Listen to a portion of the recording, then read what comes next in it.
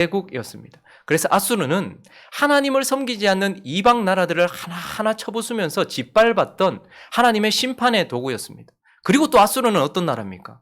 결국 하나님의 백성임에도 불구하고 하나님의 뜻대로 살지 않고 끝까지 하나님을 반역했던 북이스라엘을 멸망시킨 나라였습니다. 그러니 아수르는 하나님이 없는 인생 가운데 주어져야 될 것 같고, 아수르는 하나님께 반역한 인생 가운데 주어져야 될 것 같은 그 아수르라는 단어가 오늘 이 위대한 왕 히스기야, 그리고 오늘 본문 말씀에 충성된 일을 한 후에 아수르가 왔다는 것 때문에 우리는 좀 당황스럽게 되는 것이죠. 그래서 사실 이 1장을 하나님께 불순종한 후에 아수르 왕 사네립이 유다에 들어왔다라고 말하면 조금 상식적으로 맞는 일입니다. 불순종했으니까 아수르가 왔나 보다. 혹은 아수르 왕 사네립이 북이스라엘을 침범하여 라고 하면 하나님께 충성되지 않았기 때문에 그렇지 라고 말할 수 있는 것이죠. 그런데 히스기야라는 거룩하고 성결된 왕이 충성된 일을 한 후에 아수르 왕 사네립이 올라왔다라고 하는 것은 우리에게 참으로 어이없고 또 아이러니하면서도 우리를 당혹스럽게 만들기도 하고 또 실망스럽게 하기도 한다는 것입니다. 자, 그러면 왜 충성스러웠던 그리고 충성한 모든 일을 다 마쳤는데 하나님은 히스기야에게 이 북이스라엘을 멸망시켰던 이 아수르와 사네립을 들어오게 하신 것일까요? 왜 이런 시련을 그에게 주신 것일까요?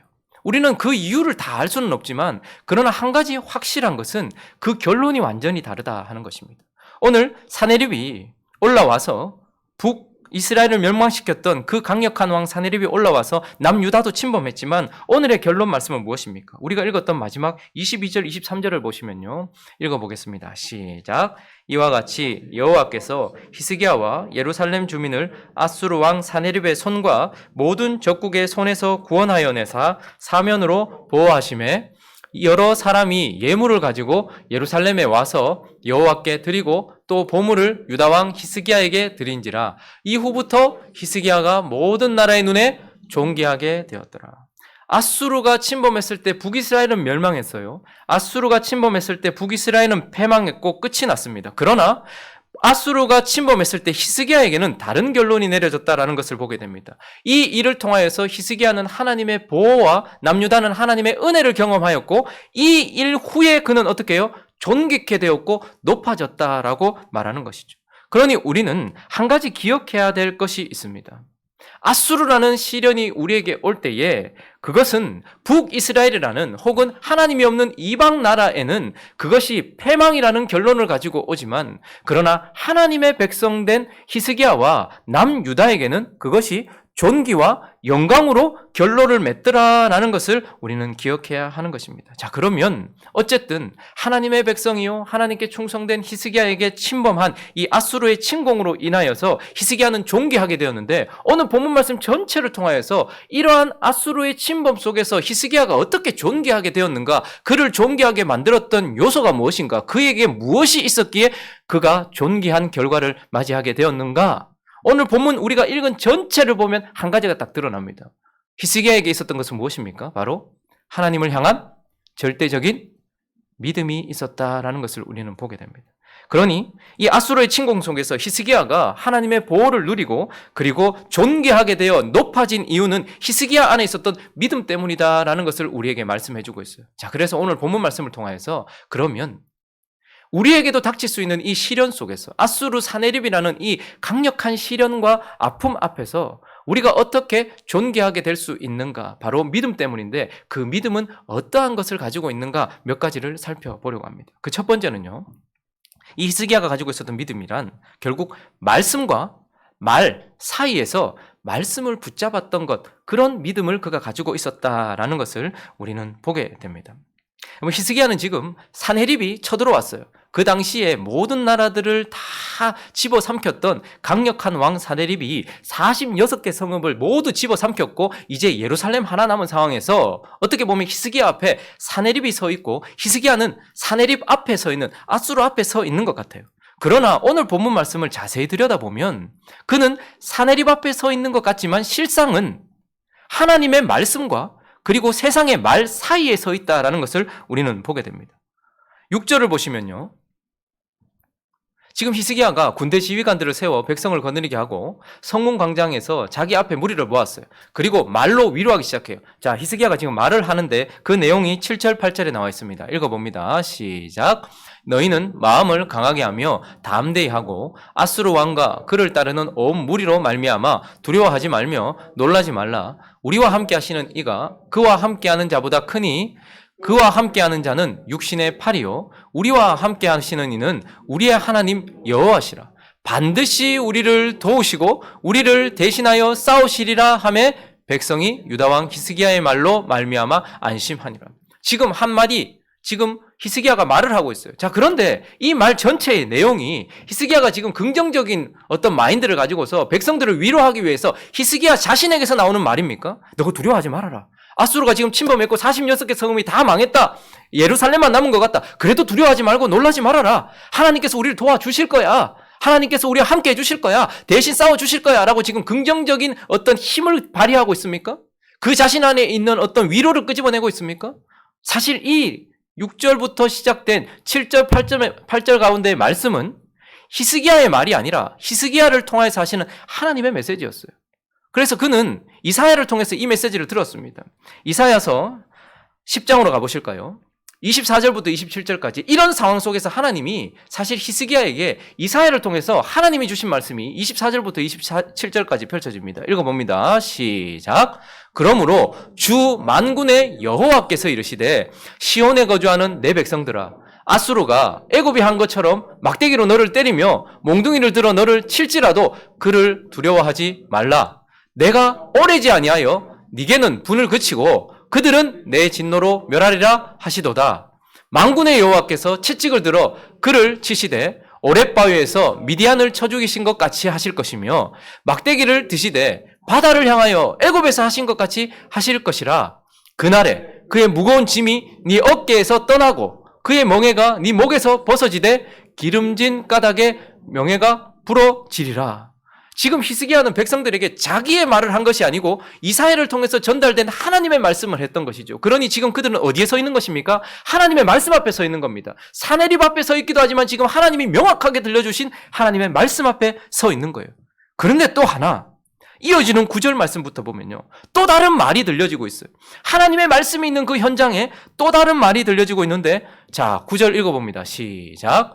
그 후에 아수르 왕 사네립이 그의 온 군대를 거느리고 라기스를 치며 그의 신하들을 예루살렘에 보내어 유다 왕 히스기야와 예루살렘에 있는 유다 무리에게 말하여 하나님이 이사야를 보낸 것처럼 아수르 왕 사네립이 자기의 신하를 예루살렘에 보내요. 그리고 예루살렘에서 말하기 시작해요. 화살을 쏘든지 창을 던지든지 공격을 해야지 지금 말을 쏘아내기 시작합니다. 10절도 보니까요. 아수르 왕 사네립은 이같이 말하노라. 전쟁을 하면서 마치 하나님이 이사야를 통해서 선포하신 말씀처럼 아수르 왕 사네립도 어떻게 합니까? 아수르 왕 사네립은 이같이 말하노라 라고 말하면서 이제 이어지는 11절을 보시면요. 야, 너가 지금 뭐 의뢰하고 있노? 다 무너졌다. 46개 성읍 다 무너졌다. 그리고 블레셋 지경에 있었던 라기스라는 곳, 예루살렘을 치기에 가장 적합한 곳, 그곳에까지 지금 이들이 밀려왔단 말입니다. 야, 그런데도 지금 너희가 히스기야한테 속아가지고 하나님이 세우신 왕 말입니다. 히스기야가 너희를 지금 꿰가지고 야, 하나님이 우리를 건져주실 거야. 그렇게 말하는 걸 믿고 있느냐? 그렇게 말하고 있고 12절도 보시면요. 이 히스기야가 여호와의 산당들과 제단들을 제거하여 버리고 다른 거 다 제거하고 여호와만 남겨놨지 않습니까? 그리고 13절도 가보시면 지금까지 내 조상들이 이방 모든 백성에게 행한 것을 너희가 알지 못하느냐? 아수르가 집어삼키지 못한 나라가 어디 있으며 아수르의 신이 이기지 못한 다른 나라의 신이 어디 있느냐? 라고 말하면서 하나님이 세우신 왕도 그리고 하나님 자신도 비방하고 있는 것을 보게 됩니다. 14절도요. 내 조상들이 진멸한 모든 나라의 그 모든 신들 중에 누가 능히 그의 백성을 내 손에서 건져냈느냐? 라고 말하면서 15절은 이렇게 말하죠. 그런즉 이와 같이 너희는 히스기야에게 속지도 말고 꾀임을 받지도 말고 그를 믿지도 말라. 어떤 백성이나 어떤 나라의 신도 그리고 히스기야도 믿지 말고 히스기야가 의뢰한다는 하나님도 믿지 말아라 라고 말하면서 어떻게 하는 거예요? 그들을 위협하고 있는 것입니다. 자, 그러니 지금 히스기야는 어디에 서 있는 것입니까? 사네립 앞에 서 있는 것 같지만 실제로는 하나님의 말씀과 세상의 말 사이에 서 있다라는 것을 보게 됩니다. 우리가 하나님을 잘 섬기고 있을 때에도 우리 앞에 시련이 찾아오면 우리는 우리 눈앞에 있는 시련에 눈이 멀어서 지금 우리가 어디에 서 있는지를 놓칠 때가 있어요. 그러나 반드시 기억하십시오. 하나님의 사람 앞에 서 있는 사네립과 앗수르를 발견하는 순간 우리는 그 순간 하나님의 말씀과 세상의 말 사이에, 세상의 경험 사이에, 내 철학 사이에 내가 서 있다라는 것을 기억해야 합니다. 마가복음 5장도 가보시면요, 많은 회당장이라는 사람은 높은 지위에 있었어요. 그러니 그 당시에 이단 취급받았고 젊은 청년이었던 예수 그리스도를 회당장이 따른다, 이건 말도 안 되는 소리예요. 그런데 그 중에 특별하게 하나님을 의뢰했고 하나님의 은혜를 입었던 회당장이 있었어요. 그런데 그 회당장에게 시련이 닥쳐옵니다. 회당장 중에 하나인 야이로라 하는 이가 있는데요, 예수를 보고 발에 엎드려요. 이거 쉬운 일이 아닙니다, 여러분. 그 당시에 예수님이 어떤 취급을 받았는데요. 그런데 23절을 보니까요, 그가 뭘 구하고 있어요. 지금 내 딸이 죽게 됐다는 거예요. 하나님을 잘 섬기고 그것도 예수 앞에 엎드렸어요. 하나님이 보내신 선지자이며 제사장이시며 왕이신 예수 앞에 엎드렸어요. 그런데 그런 사람에게도 시련이 닥쳐왔어요. 어떤 시련이요? 자기가 가장 소중하게 생각하는 자기 딸이 지금 죽게 되었다라는 시련이 찾아왔어요. 그래서 그가 예수님 앞에 엎드립니다. 그리고 많은 사람들이 있는 곳에서 그 위에 손을 얹으사 그로 구원을 받고 살아나게 해 주십시오라고 했어요. 자, 그랬더니 예수님께서 가자라고 하신 거예요. 그래, 내가 고쳐줄게, 가자라고 하신 거예요. 그렇게 발걸음이 시작됐는데 어이없게도 우리가 잘 아는 것처럼 그때 한 여인이 쑥 나옵니다. 혈루병으로 고생하던 한 여인이 갑자기 주님 앞에 나와서 예수님 옷자락을 만지는 바람에 시간이 지금 지연되고 있는 거예요. 예수님은 지금 은혜로운 사역을 하고 계시는 거예요. 자, 그러는 상황에 35절을 보시면요, 아직 예수께서 말씀하실 때에 예수님이 말씀하고 있는 말씀이 있어요. 그런데 회당장의 집에서 사람들이 몰려왔어요. 그러면서 회당장에게 말해요. 당신 딸 죽었습니다 라고 말했단 말이에요. 그러니까 더 이상 예수님 괴롭게 하지 마십시오 라고 말했어요. 자, 예수님은 방금 전에 내가 가서 고쳐줄게 라고 말씀하셨고, 지금 그곳에서 온 사람들은 네 딸 죽었다라고 말하고 있는 것이죠. 지금 그도 딸의 죽음이라는 그 시련 앞에서, 딸의 병듦이라는 그 시련 속에서 예수님의 말씀과 사람들의 말 사이에 서 있다라는 것을 보게 됩니다. 자, 36절에 이런 상황 속에서 예수님께서 그 하는 말을 들으셨어요. 그래서 또 말씀하십니다. 회당장에게 이르시되 두려워하지 말고 믿기만 해라. 죽었다라고 말하는데 또다시 예수님은 두려워하지 말고 내가 아까 말했잖아, 가서 살려준다고, 믿기만 해라 라고 말했습니다. 여러분, 이 상황 속에서 야이로가 서 있는 것입니다. 쉬운 일이 아니죠. 자, 그런데 38절 보니까요, 회당장의 집에 이제 함께 가세요. 예수님께서 집 앞에 왔습니다. 둘째 줄 읽어볼까요? 시작. 떠드는 것과 사람들이 울며 심히 통곡함을 보시고. 야이로도 봤겠죠. 사람들이 떠들고 죽었다고, 너무 안타깝다고, 죽었다라고 떠들고 있죠. 사람들은 울고 있습니다. 자, 그런데 또 예수님은 뭐라고 말씀하십니까? 39절에 보니까 그들에게 이르시되 너희가 어찌하여 떠들며 우느냐, 이 아이가 죽은 것이 아니라 잔다. 사람들은 죽었다라고 말하고 예수님은 잔다라고 말하는 하나님의 말씀과 사람들의 말 사이에 서 있는 야이로. 자, 믿음이란 결국 무엇입니까? 이런 하나님의 말씀과 세상과 내 속에서 혹은 나의 경험 속에서 나오는 말 사이에 서서 결국 무엇을 붙드는 것입니까? 하나님의 말씀을 강력하게 붙드는 것, 그것이 바로 믿음이다라고 우리에게 말씀하고 있는 것입니다. 우리도 지금 시련이 닥쳐올 때에 하나님은 우리에게 말씀하실 것입니다. 우리는 그래서 더 귀를 기울여야 돼요. 하나님이 지금 내 삶 속에 뭐라고 말씀하시지? 하나님은 지금 이 상황 속에서 내게 뭐라고 말씀하시지? 그러나 훨씬 더 크게, 강력하게, 자주 편지까지 써가면서 사내립이 보냈던 것처럼 명확하게 내게 들려지는 세상의 소리들이 있어요. 그건 거짓말도 섞여 있지만 참말이 있기도 합니다. 진짜 앗수르라는 나라에서 건전의 나라가 어디 있냐? 라는 참말도 섞여 있긴 해요. 그러나 그 속에서 믿음이란 결국 무엇입니까?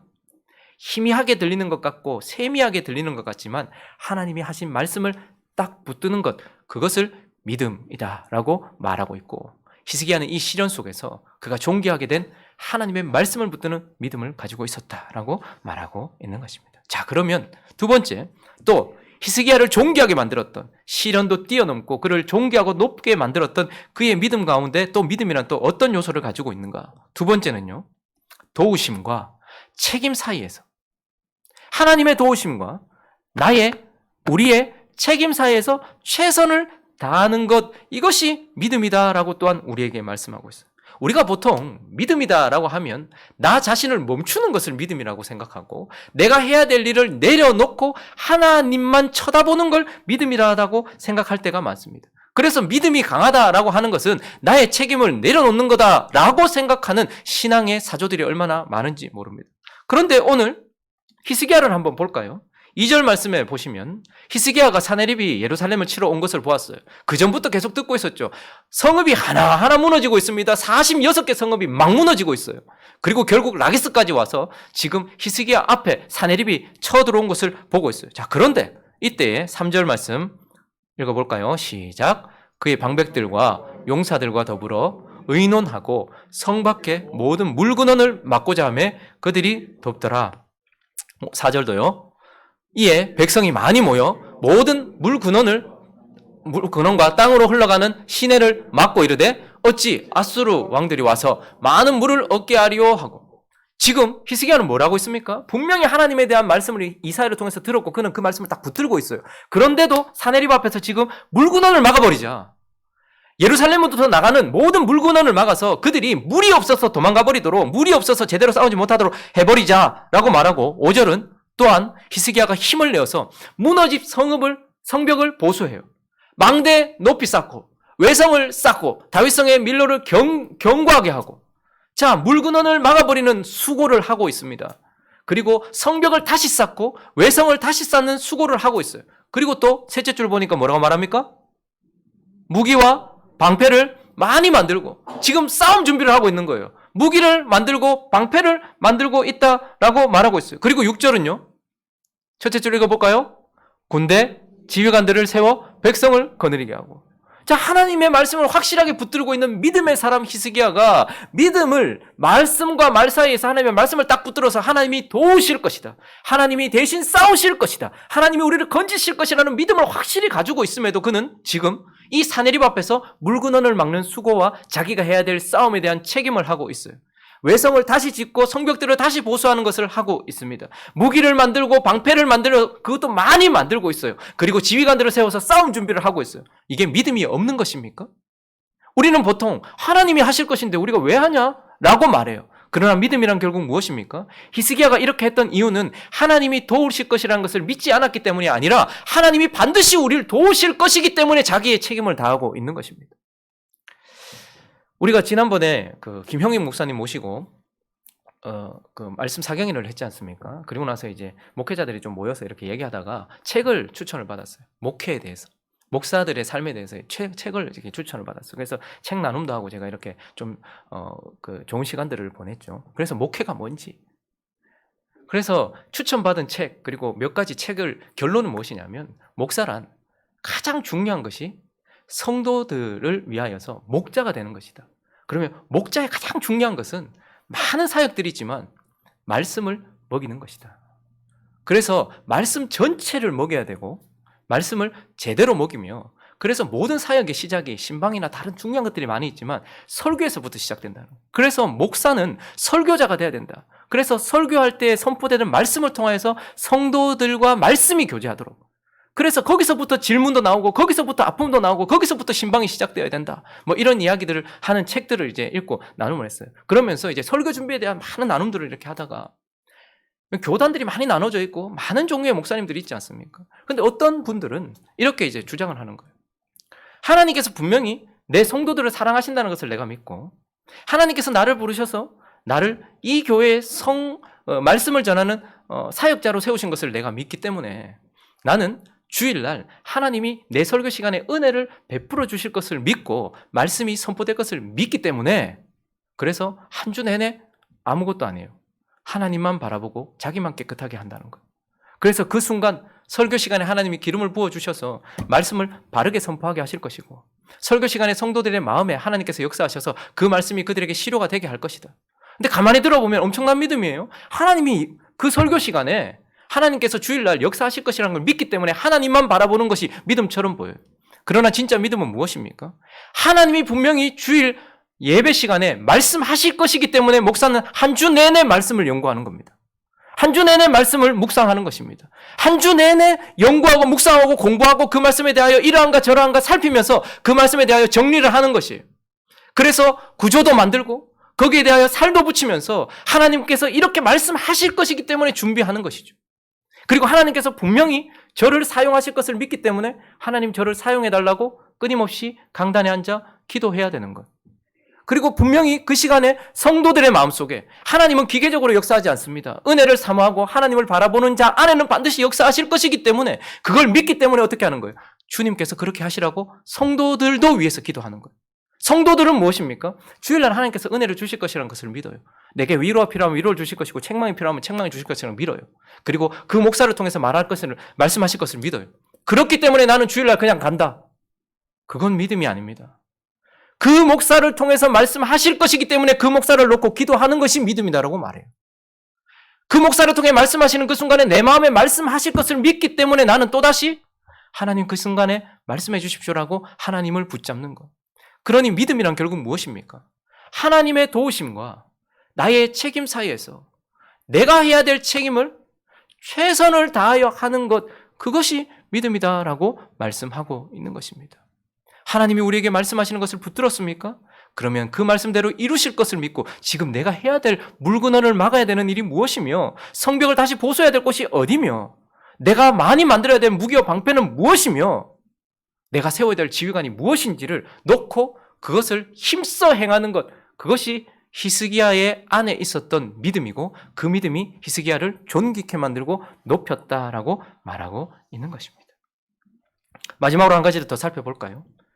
시련 가운데서도 무너지지 아니하고 오히려 더 존귀하게 되었던 히스기야 안에 있었던 믿음의 속성, 세 번째는 바로 바램과 부르짖음 사이에서 기도하는 것이다 라고 말하고 있습니다. 여러분 지금 방금 말씀드렸던 것처럼 성읍이 46개가 무너져요. 여러분 코로나도 지금 보면 수도권입니다. 처음에 그럴 때는 처음에 1차 대유행 터졌을 때 대구입니다. 막 대구 봉쇄해라 막 이런 얘기 막 나왔잖아요. 그런데 서울입니다 라고 하니까 우린 또 그 억한 심정에 서울도 봉쇄해라 막 이러다가 서울에서부터 지금 성읍이 한 개, 광주, 전주, 대전 쭉쭉쭉 경북, 경산 뭐 이렇게까지 쭉쭉쭉 오니까 두렵잖아요. 지금 그만큼 가까이 왔잖아요. 그러니까 이거 뭐지? 라는 생각이 들잖아요. 지금 그런 상황에서 19절에 보시면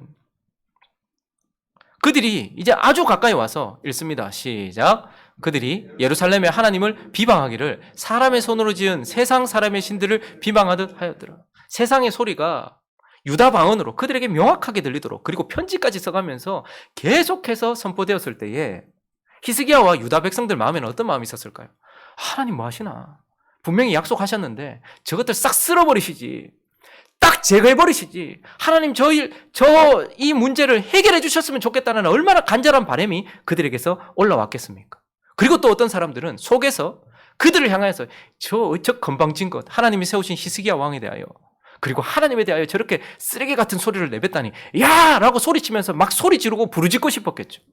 그런데 히스기야는 그 간절한 바람과 소리치고 싶은 그 부르짖음 사이에서 오늘 20절을 이렇게 말하고 있습니다. 읽습니다. 시작. 이러므로 히스기야 왕이 아모스의 아들 선지자 이사야와 더불어 하늘을 향하여 부르짖어 기도하였더니 그는 허공을 향해서가 아니라 하나님이 계신 하늘을 향하여서 이사야 선지자 말씀대로 말씀과 함께 기도하였다라고 우리에게 말씀해 주고 있습니다.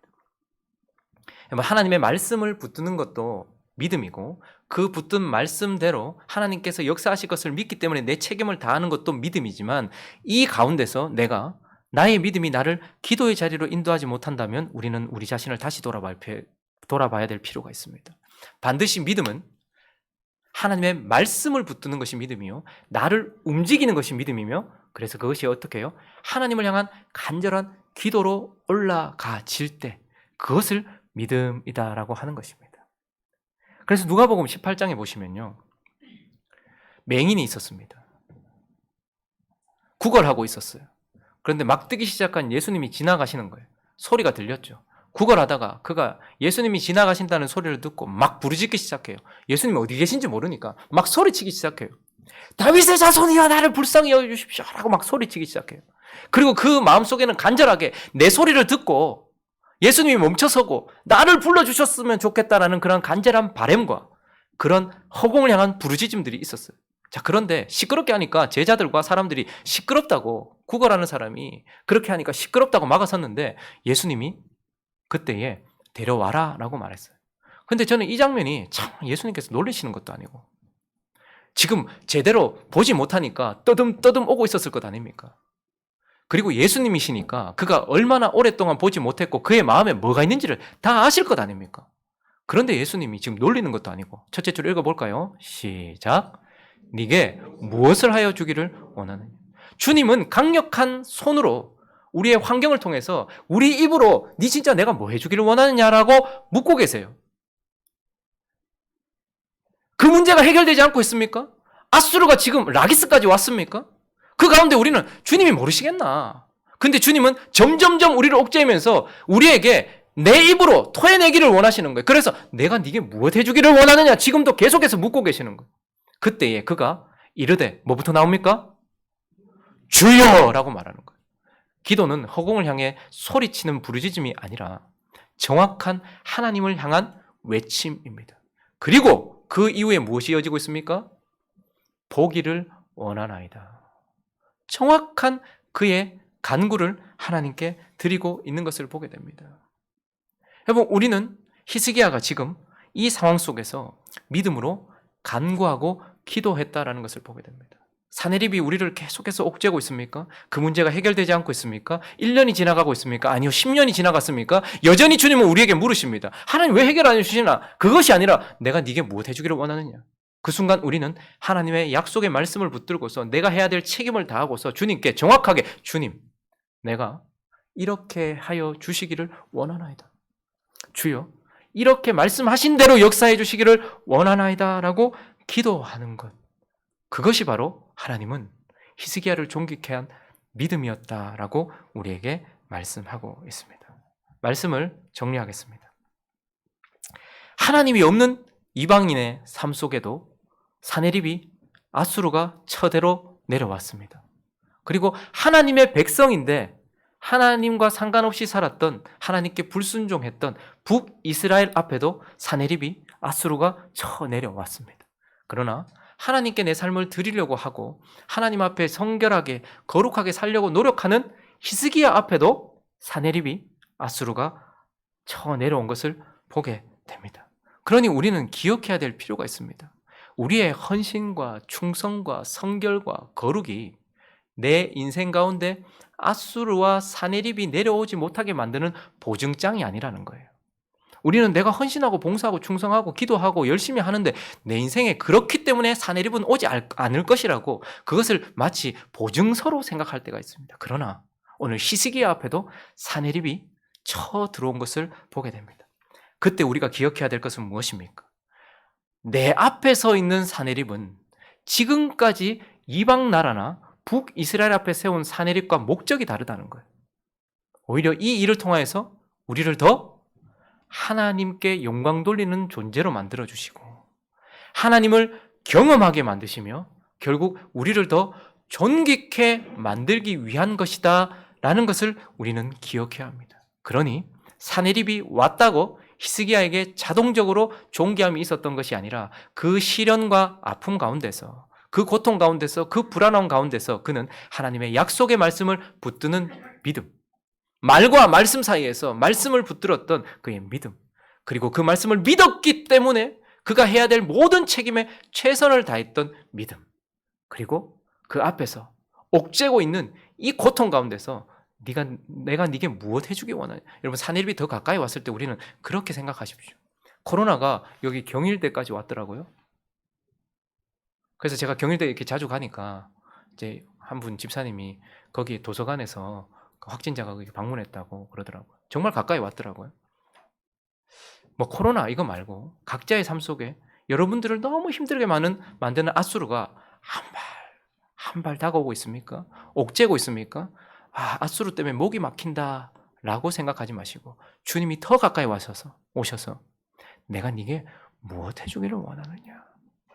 진짜 믿는 자만이 주여라고 말하고 진짜 믿는 자만이 하나님 아수르를 물러가게 해주십시오라고 기도하게 되고 히스기야는 그렇게 기도함으로 인하여서 이 믿음이 결국 그를 존귀케 했다는 것을 기억하면서 시련 앞에서 믿음으로 하나님을 영화롭게 하고 하나님을 더 깊이 경험하고 그 하나님 앞에 존귀케 되는 히스기야와 같은 결말이 이어지는 저와 여러분 되시기를 예수 그리스도 이름으로 축원합니다.